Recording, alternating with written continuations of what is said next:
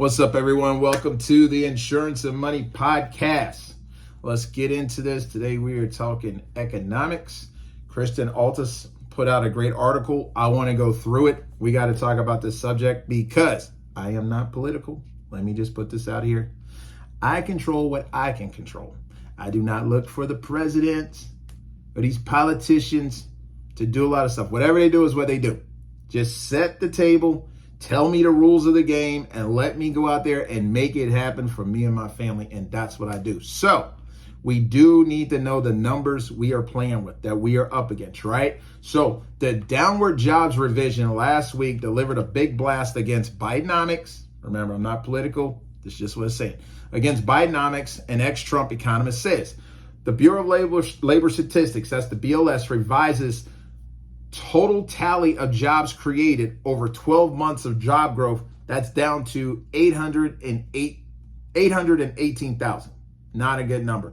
Economists and experts have started to unpack what it may mean for the United States, for the state of the U.S. economy after a historic jobs data revision this past week, namely Wednesday. That is a big blast against Bidenomics. Okay, a former Trump economic advisor says, Stephen Moore, there's something strange going on in these jobs reports. They keep revising the numbers down. I agree. The jobs revision today, I think, is a big deal. And I think that's the reaction that you're seeing in job markets, because that's going to put more pressure on the Federal Reserve, Optimal Capital's Frances Newton Stacy added. And she had that on the Cavuto show. So I don't know if you guys noticed, a lot of people are struggling to get jobs. A lot of people I know personally are losing their job. Okay. Not only are people losing jobs, it is not easy to just go back out in the job market and snap up a job just like that. Okay. So something's going on that we're not being told, but everyday Americans are seeing it. So I try to stay on the front lines with people, understand what's going on so I can assist them to navigate and do what they need to do for themselves and their families. And these numbers are very important. Signaling that U.S. job growth was actually weaker than previously reported, the Bureau of Labor Statistics revised down its total tally of jobs created in March by 818,000 as part of a preliminary annual benchmark review of payroll data. Okay, very important. It marks the largest downward revision since 2009. You guys remember the Great Recession. You guys remember 2008, 2009, 10, 7. Okay, this is what we're talking about. And suggests the labor market began losing steam earlier than initially thought. The revised data is mostly derived from state unemployment tax records that employers are required to file. The figure may be updated when the government releases the final figure February 2025, which, guys, that's way after the election. If you're making decisions on what you think about the economy, what you think about the money, what you think about everything, and the real stuff isn't coming out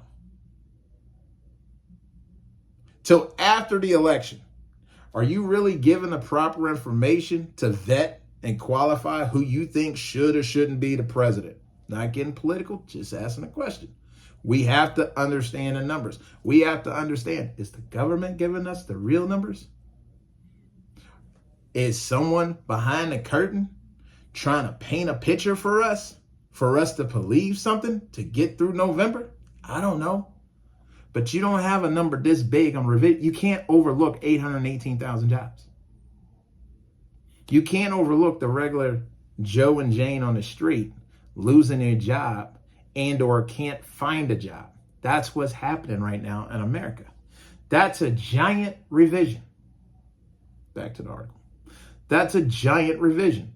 That is a giant error, more reacted. Now, I'm not accusing the Bureau of Labor Statistics of fudging the numbers. I just think there's something wrong in this modern age, the way that they're calculating jobs. Totally agree. We got AI. We got every computer software. We got all kinds of technology, and we're still sitting here trying to figure out how to do math. We're still trying to figure out how to make sure the votes are calculated the right way and no one's cheating. This doesn't make sense, guys, but I'll leave it to your interpretation. But boy, if it's close to 1 million, he continued, that means that the American economy has performed a lot weaker than has been seen for the last couple of years. Other economists are reportedly widely predicting that the Federal Reserve will cut rates at its next September meeting. And Newton Stacy argued it puts into question whether the central bank waited too long. Now, when they cut rates next month, if they decide to do it, okay, it's going to make money cheaper. It's going to bring down what you're paying for money a little bit. But if they're cutting too soon and this inflation pounces back, it will be worse than us staying in the game right now. Keep going. So remember that. If they cut rates in September, you're going to hear how great this is and how we might be in the clear, and everybody go out and take advantage of the lower rates. Be careful. That's all I'm going to say. Be careful. Be careful. Don't jump the gun so soon, because like I said, February, they're going to put out new numbers on this economy. We're sitting here trying to make real economic decisions on Main Street. That's us, regular folks on Main Street, not Wall Street, off of fabricated numbers and narratives that the people are trying to put out. So what we have to do is sit back, gather more information, talk to people we trust, and we need to look at our own economics where we are. Every state's not the same. Every zip code's not the same. So you really have to play a local, regional, then national game. I'll say it again.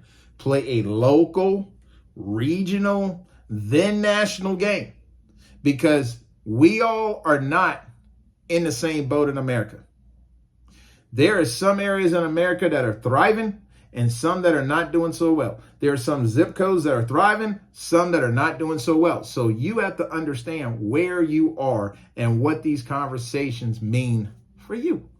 Now, we're definitely anticipating a Fed cut, and that's because it's estimated that GDP is actually going to slow. Not good. We've had a record amount of time where we've had these elevated interest rates, and the fiscal spending has begun holding us up, which we think is going to continue. They're going to keep spending money. In response to Wednesday's news, President Biden's White House Council of Economic Advisors chair, Jared Bernstein, said in a statement to Fox Business that this preliminary estimate doesn't change the fact that the jobs recovery has been and remains historically strong. I have no idea who he's talking to. That's the narrative. If you get on the street level, you're not seeing what he's saying to be true. Make your own judgment. Let me read what he said again.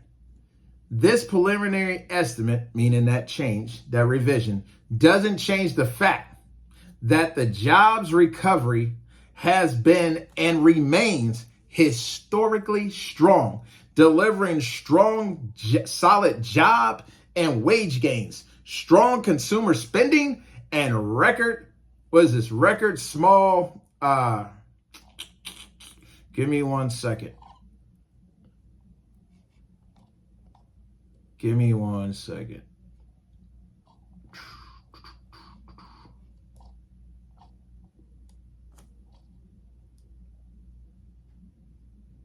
Small business creation. Small business creation. So he's saying preliminary estimate doesn't change the fact that the jobs recovery has been and remains historically strong, delivering solid job and wage gains. Not true. strong consumer spending, and record small business creation. Now, you guys, you have to think for yourself. Like I said, you look at your local, you look at your regional, you look at your own kitchen table finances and economics, you look at your own paperwork, and you tell me, does this reflect what you see in your numbers? Because this is what the government, current government, is telling you is happening for you. Life is good.